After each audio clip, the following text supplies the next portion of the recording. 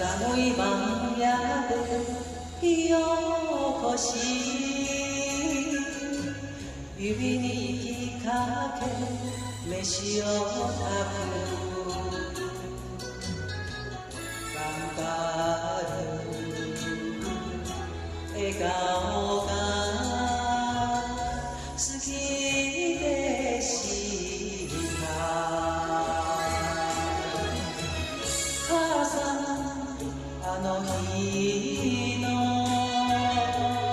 花歌聞こえてきますよ宮古まで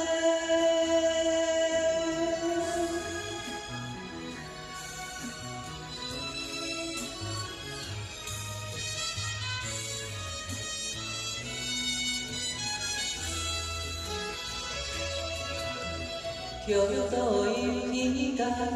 いい日なら何も言うことないという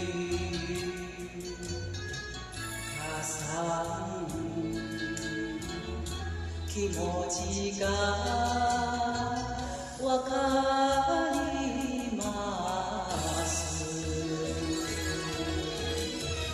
両手を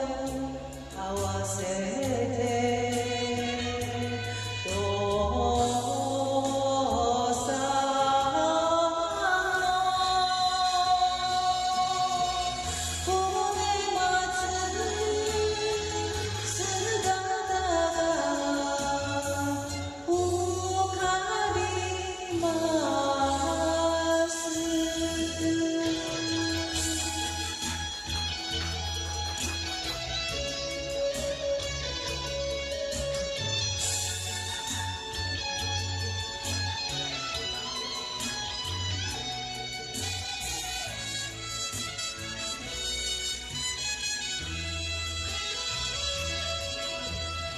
潮の風吹く砂浜に背中丸めて魚干す赤城で手のひら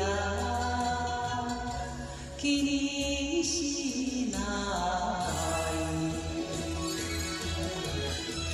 母さんあの日